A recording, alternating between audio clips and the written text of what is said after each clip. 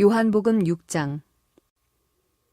그 후에 예수께서 디베랴의 갈릴리 바다 건너편으로 가시매 큰 무리가 따르니 이는 병자들에게 행하시는 표적을 보았음이러라.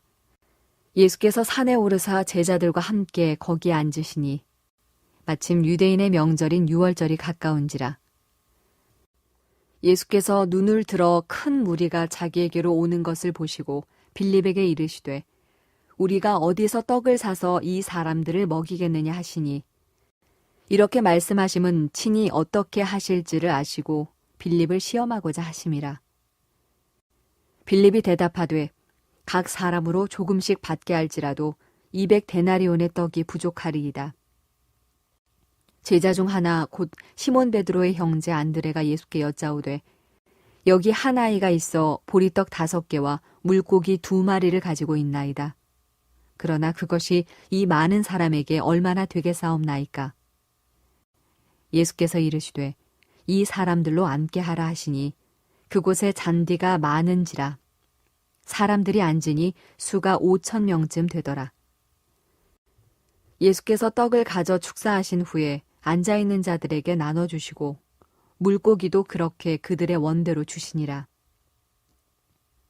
그들이 배부른 후에 예수께서 제자들에게 이르시되 남은 조각을 거두고 버리는 것이 없게 하라 하시므로 이에 거두니 보리떡 5개로 먹고 남은 조각이 12바구니에 찼더라. 그 사람들이 예수께서 행하신 이 표적을 보고 말하되 이는 참으로 세상에 오실 그 선지자라 하더라. 그러므로 예수께서 그들이 와서 자기를 억지로 붙들어 임금으로 삼으려는 줄 아시고 다시 혼자 산으로 떠나가시니라.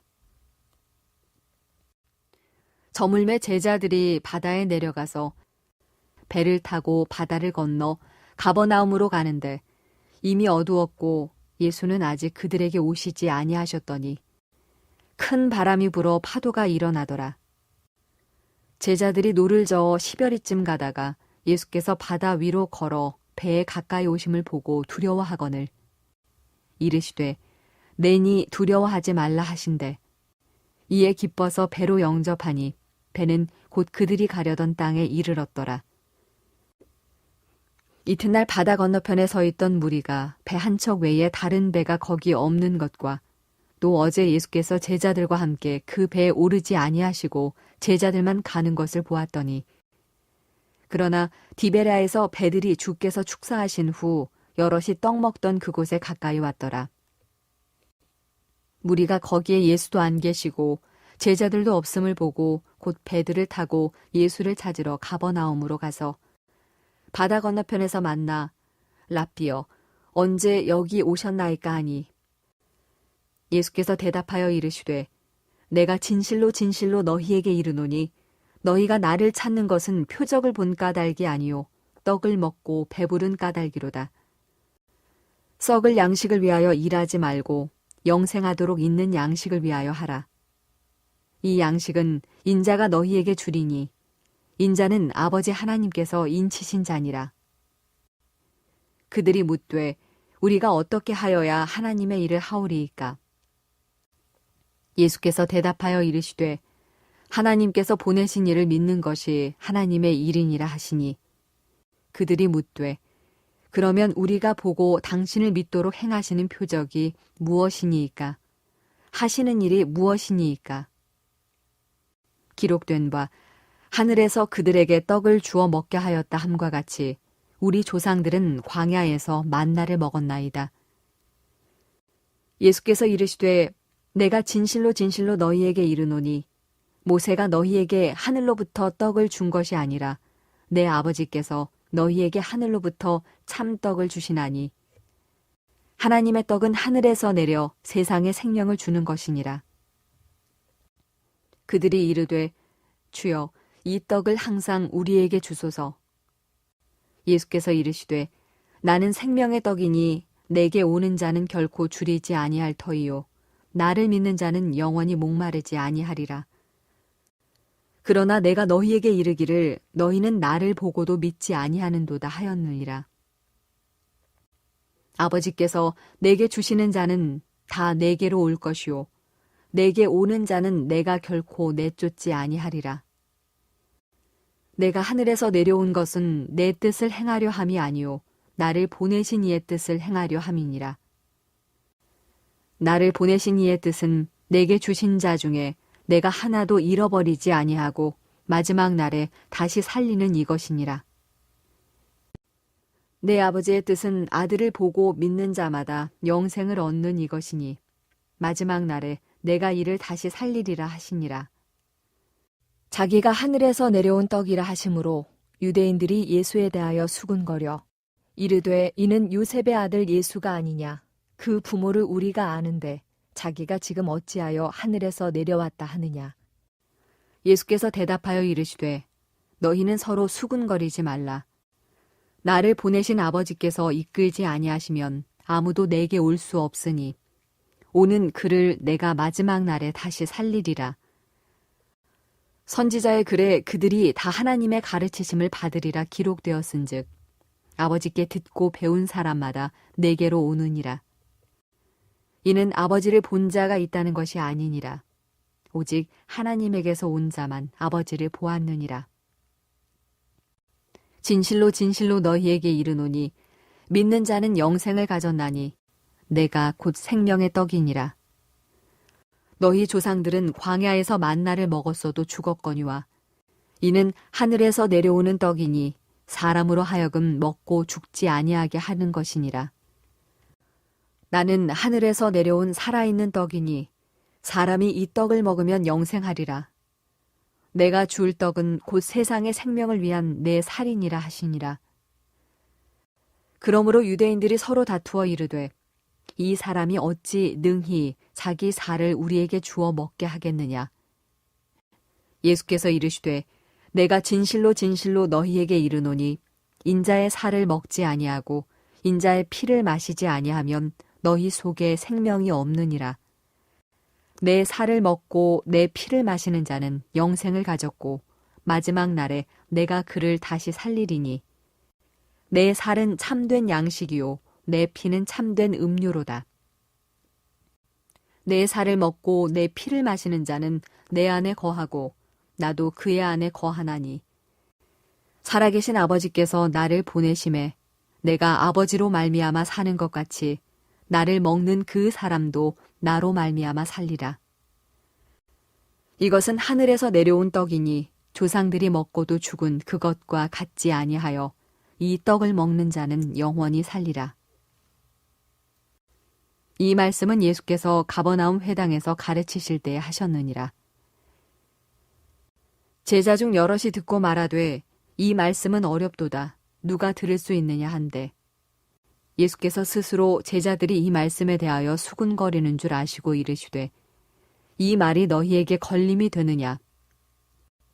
그러면 너희는 인자가 이전에 있던 곳으로 올라가는 것을 본다면 어떻게 하겠느냐. 살리는 것은 영이니 육은 무익하니라. 내가 너희에게 이른 말은 영이요 생명이라. 그러나 너희 중에 믿지 아니하는 자들이 있느니라 하시니 이는 예수께서 믿지 아니하는 자들이 누구며 자기를 팔 자가 누구인지 처음부터 아심이러라. 또 이르시되 그러므로 전에 너희에게 말하기를 내 아버지께서 오게 하여 주지 아니하시면 누구든지 내게 올 수 없다 하였노라 하시니라. 그때부터 그의 제자 중에서 많은 사람이 떠나가고 다시 그와 함께 다니지 아니하더라. 예수께서 12 제자에게 이르시되 너희도 가려느냐. 시몬 베드로가 대답하되 주여 영생의 말씀이 주께 있사오니 우리가 누구에게로 가오리이까. 우리가 주는 하나님의 거룩하신 자이신 줄 믿고 알았사옵나이다. 예수께서 대답하시되 내가 너희 12를 택하지 아니하였느냐. 그러나 너희 중에 한 사람은 마귀니라 하시니 이 말씀은 가롯 시몬의 아들 유다를 가리키심이라. 그는 12 중에 하나로 예수를 팔 자러라. 오늘은 생명의 떡이란 제목으로 함께 말씀을 나누고자 합니다. 오늘 본문을 보면 예수님께서 두 가지 떡에 대해서 말씀하고 있습니다. 첫 번째 떡이 육신의 떡입니다. 예수님은 우리의 육신의 떡에 대해서 관심을 가지시고 먹이십니다. 먹이시되 굶기지 아니하시는 것이지요. 부족함이 없게 먹이십니다. 오늘 말씀을 11절을 보면 그렇게 그들의 원대로 주시니라. 광야에서도 그 40년 동안 단 한 끼도 굶기지 않으셨습니다. 주지 않으신 날이 없습니다. 하나님은 우리의 육신의 떡에 대해서 관심을 가지시고 주시되 넘치도록 주시는 분이다. 이렇게 이제 말씀하고 있습니다. 근데 오늘 말씀을 보면 예수님은 두 번째 떡에 대해서 더 비중 있게 말씀하고 계십니다. 그 떡은 생명의 떡입니다. 영생하도록 하는 떡이다. 이렇게 말씀하고 있는 것이지요. 51절에 보면 이렇게 말씀합니다. 나는 하늘에서 내려온 살아있는 떡이니 사람이 이 떡을 먹으면 영생하리라. 내가 줄 떡은 곧 세상의 생명을 위한 내 살이니라 하시니라. 육신의 떡은 먹으면 육신이 삽니다. 하지만 육신은 시간이 흐르면 썩습니다. 병듭니다. 죽어 먼지가 되는 것이지요. 한계가 있는 것입니다. 이게 육신의 떡의 종말이다라는 것을 예수님은 아십니다. 우리가 부활 주간을 보내면서 믿는 자나 믿지 않는 자나 부활할 것을 우리는 알고 있습니다. 중요한 사실은 어떤 부활을 할 것인가, 이제 이 부분이지요. 요한복음 5장 29절을 보면 이렇게 말씀합니다. 선한 일을 행한 자는 생명의 부활로, 악한 일을 행한 자는 심판의 부활로 나오리라. 육신의 떡을 먹는 사람은 육신의 생명으로 끝이 납니다. 그런데 그 이후에 육신의 떡만 먹고 육신의 정욕을 따라 산 그 죽음 이후에 부활할 것인데 그 부활이 심판의 부활로 나타난다는 것이지요. 하지만 생명의 떡, 영생의 떡은 영혼을 살게 합니다. 이 땅의 육신의 장막이 다 허물어졌을 때에 영원한 하나님의 부활로 나갈 때 오늘 말씀을 보면 그 영혼이 살아서 생명의 부활로 하나님 앞에 서게 된다는 것이지요. 예수님께서는 오늘 이 말씀을 하시면서 우리의 육신을 창조하지 않으셨습니까? 그 육신에 대해서 아끼십니다. 우리도 믿음으로 산다는 것은 우리의 육신도 잘 관리하면서 살아야 됩니다.